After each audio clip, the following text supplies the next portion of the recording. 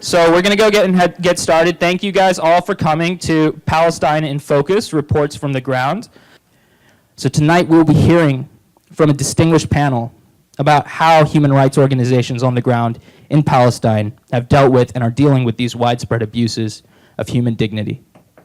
Raji Sourani is the founder and director of the Gaza-based Palestinian Center for Human Rights. The center, dedicated to promoting the rule of law and human rights in the occupied Palestinian territories, holds special consultative status with the UN Economic and Social Council, or ECOSOC, and is an affiliate of the International Commission of Jurists in Geneva.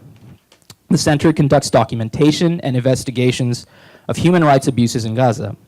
Mr. Sourani is also the 2013 recipient of the Right Livelihood Award, also known as the Alternative Nobel Prize. And finally, Jalil Dakwar is the moderator of our discussion. He is the director of the ACLU's Human Rights Project. So please join me in welcoming our guests. Good evening, everyone. I'm Jamil Dakwar. I'm the director of the ACLU Human Rights Program. Raji can't travel to the West Bank and the East Jerusalem, or Israel, for that matter. He's able to leave Gaza only when the Rafah crossing point which is now controlled by Egypt, but obviously with the overall control by Israel, opens. And that has been extremely difficult for him to get out, just like many Gazans. I will start with Raji Sourani, the founding director of the Palestinian Center for Human Rights. Raji? Thank you, Jamil. This is very proper introduction. And very grateful, having this event here at the university. Thank you all, for attending and for organizing this. New York for me means something special. Three things. One, it was the first place to live. Two, after 17 years of restrictions by the Israeli occupation forces, and they restricted me with 6 conditions. I will not go to details. But my wife said, even warriors, even fighters need some time to rest. And it's about time to rest. And I have been at Columbia University for some time. It was great to sit, reflect, and look to that part of the world from a distance. Second, I knew at the time great people who influenced my life in a way, and I was lucky to meet with them. I met Edward Said, Richard Falk, Chomsky, Jamil Dakwar, and others. And I was lucky, having this quality of people and to have very direct contact. They are forming the creme de la creme of the intellect in this part of the world and the academia. The third, I was thinking when I'm in Gaza, I'm heading to New York. For God's sake, whom I will know, in New York. And fortunately, I was extremely lucky. It was only 1 week, and then I was busy for the coming 2-3 months. A lot of friends, a lot of support, a lot of people interested in the cause. Unlike many have the wrong impression. I think this country has great potential and great people who support just, fair, right causes, among them Palestine and the Palestinian people. So if the government on the wrong side of history, people are in the right side of history. Now, Gaza, it has been written in the Old Testament, forgotten from God's face, is it? 10 years ago, we had fantastic elections in Gaza, and immediately, 3 days after, Israel concluded that they have to sanction Gaza and Gazans. So they imposed unprecedented siege, and this was quickly supported by the quartet. It's unprecedented siege for 2 reasons. On the Iraqi embargo, there was restriction of movement of goods, but never ever Iraqi people, their movement were restricted. But in Gaza, there was restriction of movement for goods and individuals. So 2 million people locked in, and Israel controlling Gaza, land, air, sea, from all sides. Whether they say they are occupying bar or not, the simple definition of the occupation, effective control on the life of civilians. Since 25th of January 2006, when we demonstrated elections, wonderful, great, transparent, democratic. Never I forget that day I was with President Carter touring in Gaza, in Shijaiya, Beit Hanun, Beit Lahiya. And he said, about 1 o'clock midday, Raji, it's over. You made it. You should be proud. I don't know where I am. Am I, in France or in Austria? These elections going in fantastic way. You are in a wood of arms, and you are doing this. You are under occupation, and you are able to deliver this. You should be very proud. Because of that, because of this image, we should be held accountable, and we have to pay for it. The excuse, the reason, Hamas should be held accountable, and they should be weakened. So the siege will weaken Hamas. We warned civilians, those who are the ones who will pay, and will pay dearly and heavily for this criminal, illegal, inhuman siege, which forms sort of collective punishment. They didn't want to hear, neither the quartet or the Israelis. And this continued. This brought Gaza to have 60% unpaid or unemployed, 90% under poverty line, and 85% depend on their food and rations on UNRWA, World Food Program, other charities. So practically speaking, they are sending us to be a nation of bigger. They are sending us to the Middle Ages, as literally, many of the Israeli leaders said. Are we so? We are freedom fighters. We are seeking an end and right of self-determination. We want end of the occupation. And we have no illiteracy in Gaza. And we have one of the highest university graduates percent in the world. We are hitting the record. We have very strong business community. We have enough capital. We didn't need 1 penny from anybody on earth. And we have very skilled working class. But that's what this criminal occupation about, to put us in such criminal conditions and to suffocate Gaza socially, economically, and the international community dumping some food and medicine. The fate of Gaza with this was more than enough to suffer and to have this level of suppression and oppression. But the occupation didn't satisfy with that. In 6 years, 2008-9, 2012, and 2014, Israel launched the 3 offensive in which literally civilians and civilian targets were in the eye of the storm, and they were really the target of the Israeli military forces. Gaza, 365 square kilometers, very small. It's called Gaza Strip. In it, 2 million people, more now, and it's the most dense populated area on earth. 51 days in the last war, just an example, Israel used drones, Apache, F-16s, rockets with the weight 2 tons, 985 kilos.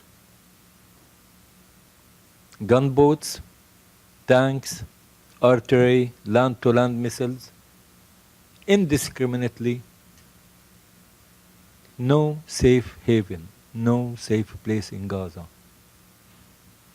None of us thought next morning will come, he or she or your family would be alive.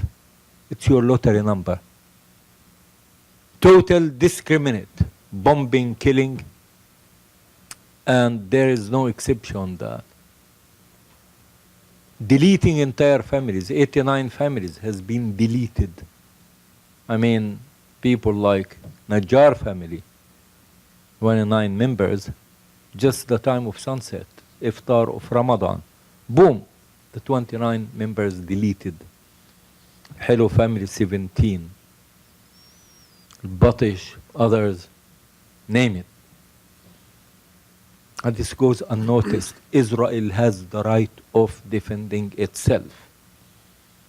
That's Mr. Obama saying. And that's the Prime Minister of UK saying. More, schools used to be as shelters for 570,000 people, their houses destroyed, and they just went to UNRWA schools, and UNRWA gave the GPS through locations where they are assigned, though they have been bombed and targeted, and tens of the families has been killed during this war. We have 3 fantastic towers in Gaza, like the Twin Towers. They are our Twin Towers. Basha building, Zafar building, and the Italian building. Leveled within minutes for no reason. They destroyed our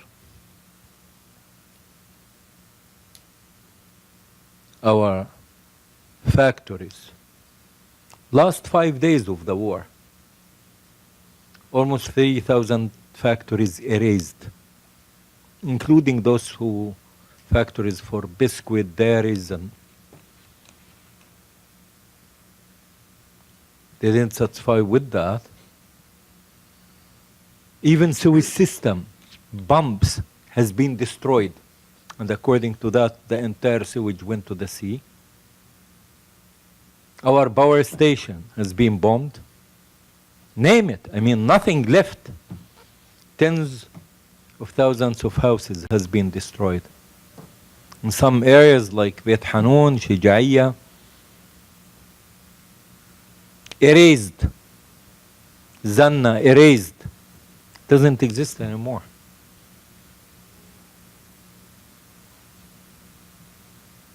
Hannibal doctrine has been applied in Rafah and Beit Hanun. And Dahya doctrine as well has been applied in many areas and places in Gaza.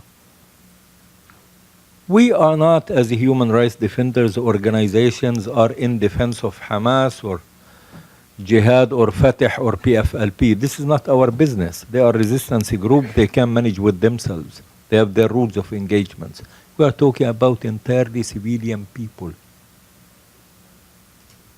Rightly, as you said, 551 children has been killed. 432 women has been killed. I would imagine this number only. If it was Israeli, what will happen? There is no holy blood and unholy. There is no holy suffering and unholy. There is no holy pain and unholy. Every human blood should be dignified, respected.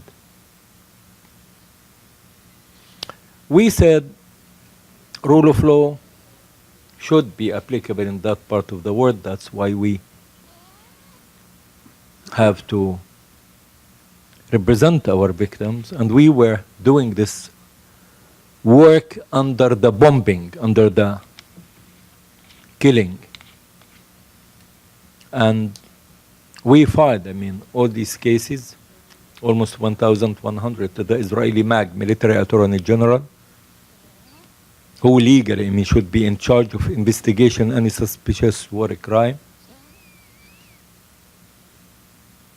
Flashback, he was the one before the war and after the war who said, my office examined from A to Z all the targets basket of the Israeli army, and we agreed on it. It's absolutely legitimate. It's the same one who proposed what's called Amendment number 8 of the tort law, which says, this amendment,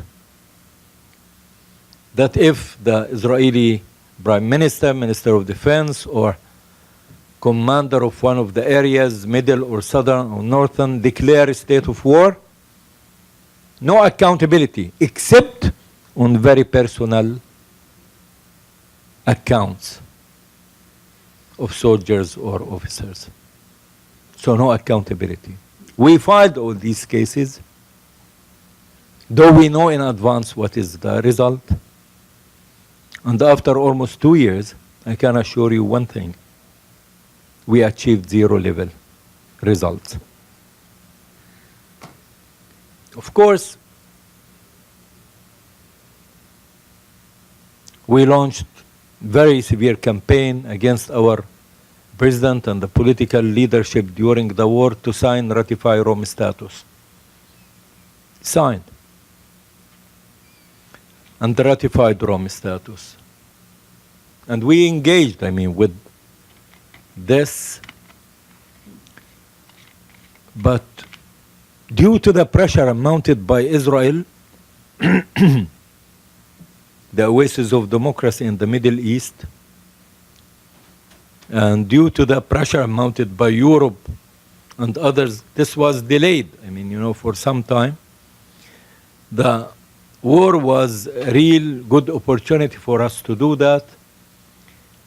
And we managed, to pressure and to convince different political parties to agree on that.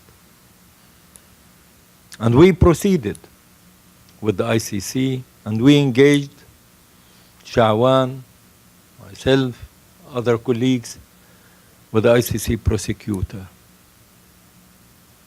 And we are going with that. They decided to make what's called preliminary examination stage, and this is going on. Hopefully it doesn't last like Colombia or Afghanistan. We don't have their tolerance. We want things, to move quickly and swiftly. They have all what they needed. Nothing in this conflict wasn't legally documented. Everything under control. And from there, we are engaging with this. Shawan Jabbareen and the staff of al-Haq, it's not secret anymore, faced threats, death threats, because we are engaging with such quality of work. To that extent, Israel and the Europeans and the American governments makes us feel as if the Palestinians, who are the ones who are invented the Geneva Conventions, the Palestinians who are the one who invented universal jurisdiction, the Palestinians are the ones who invented the Rome Status and ICC. All what we want, simple and clear. Dignity for victims and their families, because we have no intention to be good victims. 2, want accountability according to rule of law. International law, international humanitarian law, it's not there for intellectuals or academics, to discuss in the colleges or in the conference rooms. And we want accountability as a mechanism of deterrence and guarantee this doesn't happen again. The siege is a criminal, the war crimes should be there to be held accountable in a court of law.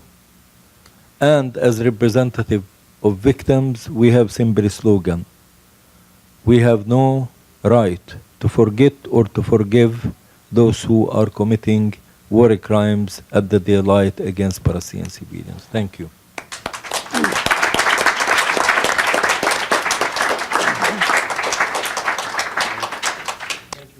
I'm just going to ask very short questions as a follow-up and give you a chance, maybe 2 or 3 minutes, either to relate to some other things that were said or to answer the question that I had in mind. You talked about the suffocation of the people in Gaza, but still the resilience and how the people are fighting back in different ways, and particularly civilians figuring out a way to survive. Can you give us a sense of the rebuilding of Gaza, which, as you said, I think in the media, was basically was sent back to the Middle Ages? And what we hear, only 3,000 homes out of the 18,000 homes destroyed have been built since the last war in 2014. Can you give us a sense of what is happening, going on with that, and what is the hope for the people, on the horizon? What is it that you think could be done in the short term to alleviate to lift the siege and the blockade in a way that will allow the Palestinians in Gaza to be able to regain more of their rights now that they are in that position? Can you say a little more about the reconstruction, if there's anything going on, what that means for the people in Gaza?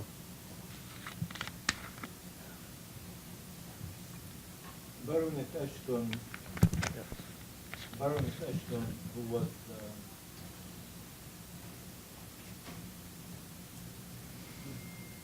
was at the time the European Baroness Ashton, at the time she was the European Foreign Commissioner. We were having a meeting with her in Gaza, and I said to her, I'm scared to death of one idea, that this siege will be institutionalized. And if this happens, this is real disaster. She said, no, don't even think of that. This is on our bodies. This is something temporary, we are sure, and we will not allow it to continue as such. First war happened, second offensive happened, and the third. In 6 years, away from all the killings, injuries, destruction, people want to go back to life after the war. So they want to rebuild farms, houses, hospitals, schools. Israel have the upper hand, and they do impose this siege. On the last offensive, the special envoy for Secretary General in the Middle East for Peace Process, His Excellency Robert Seri, struck a deal with the Israelis. OCHA comment on it, what they say. So it's a body of the UN, specialized body. Yeah. They said, if this happens, Gaza needs 20 years to reconstruct what has been destroyed.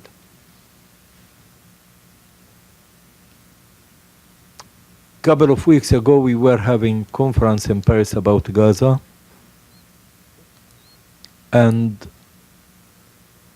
the Honorable Director proudly said, we managed to rebuild 17 schools. And we handed over, in the last 6 months, about 300 units. I mean, so on this front, what's going big shame on international community? They are just leaving us for criminals. We don't ask, we don't want more than rule of law. It's not us, it's the ICRC, the Red Cross, says this is inhuman, illegal, war crime, collective punishment, should be lifted immediately, not partially but completely. There is absolute consensus between all international human rights organizations, UN bodies. It's not us who says that. Israel deliberately, intentionally doing this, and they want you as a Gazan not even to treat your water. Our water undrinkable. We have no right to treat our water because the chemicals which can be used for rockets and explosives. We are not allowed to treat our sewage because of the same reasons. You know, sometimes they make me feel that they are scared from security as if we, the Palestinians, have the nuclear arms, and as if we, the Palestinians, have the fifth strongest army on the world. We, the Palestinians, you know, strong enough to threaten the entire existence of this Israeli state. They want to monopolize the word victim. No other body can be a victim except a Jew, except Israeli Jew. We didn't persecute them. Europe did. And when they did, they came to us, to the safe haven, to the warm hearts. We hosted them, we received them, and we became the victim of the victim. 70 years after, they are victimizing us in the front of the whole world. They don't want this situation to change. They want to amount more and more pressure, day and night. They want you to give up. They want you to leave. They don't want you to exist there. No other meaning. It's fantastic. I'm proud that I'm Palestinian, honestly. I'm very proud. And I'm proud I'm Gazan. And I'm proud we are part of this. Because nobody giving up. And we have no right to give up. And we have no right to be good victims. And we know better than anybody else, we are in the right side of history, right side of morals, and they can defeat us and be superior in anything except one thing. We will keep having our moral superiority in such a criminal occupation.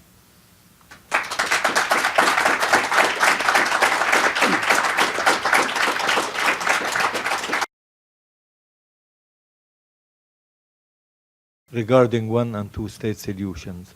To make the story short and simple, in 1974, Bruno Kreisky and Ulf Palme of Sweden approached Chairman Arafat, and they said to him, listen, Palestinian PLO charter, very destructive, and you are calling for one state solution.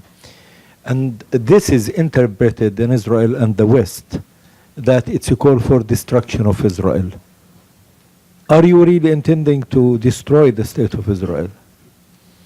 Anyway, they concluded that he will recognize from Geneva the two-state solution, and he made this incredible political compromise. I mean, he compromised 78% of historical Palestine, and he said, yes, we are happy and ready to live in Gaza with Spain, including Jerusalem. Bruno Kreisky died, and Olof Palme has been assassinated, and the promise of working hardly and swiftly to achieve and conclude Palestinian state never has been realized. Late Rabin concluded with President Arafat the Oslo Accords, which we are not big fans of, and this was supposed to be a confidence-building measure between the two parties, and at the same time concluding Palestinian state in May 4th, 1999. Late Rabin has been assassinated, definitely not by a Palestinian, and President Arafat was assassinated, and definitely not by a Palestinian. All of us know who was there. Now, for us, believe me, this is very intellect discussion. We have no reference. If we call for one Palestinian state, they will say, aha, look to these people, they want to destroy the state of Israel. It's vice versa. They are calling for the Jewish state now. I don't know, is it Khomeini or the Pope in Rome? I mean, who's talking? These are the people who are, supposedly the oasis of democracy in the Middle East.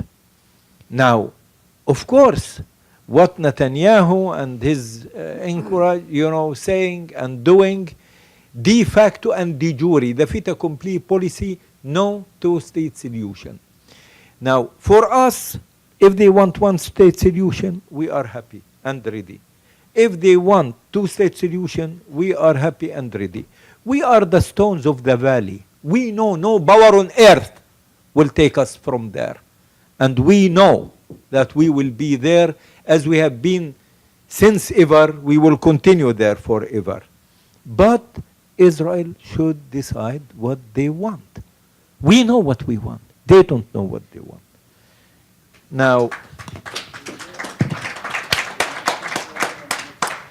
Now, this 6 conditions, I mean, it's a very long story.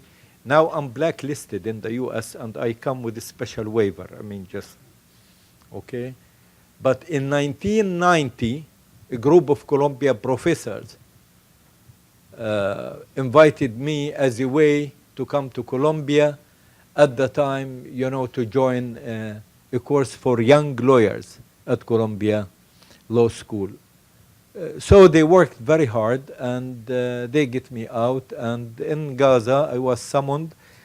I didn't have, any clue about it by the civil administration governor. And then I sat with the legal advisor, and he said to me, you can leave, but with 6 conditions. And these are one direct flight, Lod, Tel Aviv. You cannot go to any, Lod, New York.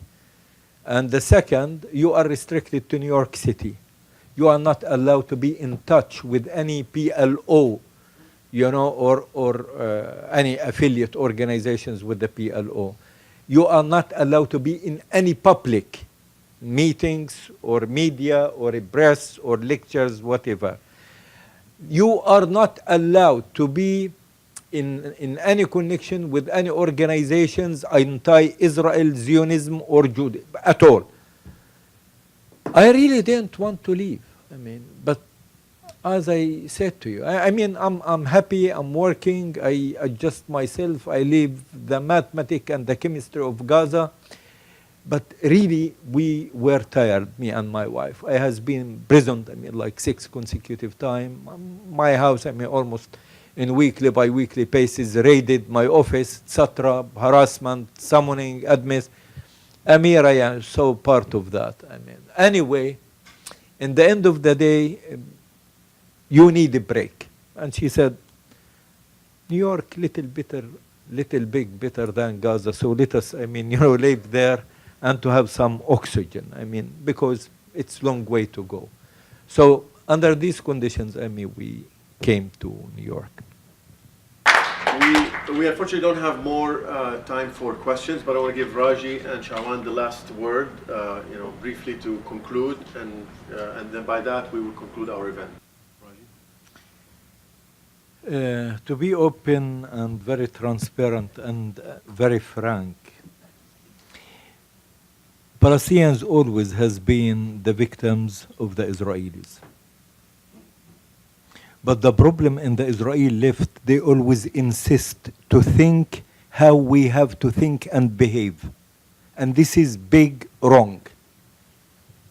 I think we are mature enough and have mind enough to think and to know what we want. And nobody on earth in need of peace more than the suppressed and the oppressed. And I don't think Palestinians are exception on this.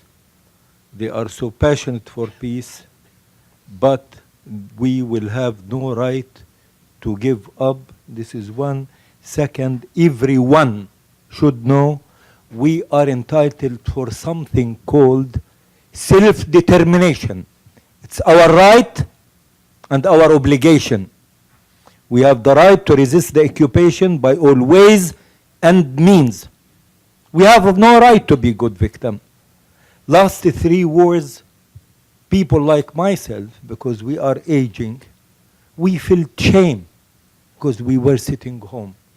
If I'm younger, with this death and the crimes, we'll take arms and fight those who are committing war crimes against our families, against our children, against our people in the daylight in front of the whole world. And these war crimes were broadcasted live on air at the real time to the whole world. So we are entitled to self-determination. This is not intellectual discussion. This is first class, legal, political thing. And this is not classical occupation. This is belligerent, criminal occupation who do very systematic war crimes. We are not living in ease. We are not enjoying soft life. And we have something, proverb in Arabic, we say, the one who count the slashes is not the one who's having gotten their skin. We are having this pain and suffering for years and years and years. I was saying when I kicked off the discussion that it's a miracle we don't have Daesh. We don't have ISIS in Gaza. Because all the ingredients they did to make you unbalanced, to make you giving up, have no hope in the future, and lose completely your strategic optimism. No, we are not losing our strategic optimism. We are not losing our wisdom. We are not losing our patience. We know this is unique conflict, but we will go with it irrelevant how painful it is. But once again, I think it's about time for the Israeli left to stop thinking on behalf of Palestinians. The second thing, I'm insisting to talk about Abu Kbir Hospital, because I personally represent many dead in custody and outside custody, and I brought international experts from US, Netherlands, UK, and others. Always, we were having something wrong and something mysterious. And always the doctors we brought as representatives of victims said there is a big wrong and something. And they were denied having samples, having this, having that, etc. And always there was something wrong in this. What exploded this issue of parts and pieces of Palestinians, not because we are Palestinians. Who cares? They stole, destroyed, transplanted this and that from Palestine. Who cares in Israel? It has been disclosed because they discovered the remains of Israeli soldiers inside the Abu Kbir. And they were used, parts of it. And Yehuda Haas, who has been in charge of the autopsy department in Israel, the official governmental one, for almost 30 years, subjugated to very severe interrogation, and a little only has been leaked through the media, but that's, in the end costed him to fire him and has been replaced. I don't want to talk about specific cases, but for you, the Americans, look to Richard Curry case, and you will know a lot about it. Thank you. I just want to thank everybody for joining us. I want to thank Raji, Shawan, and Amira for their time in coming here and speaking to us.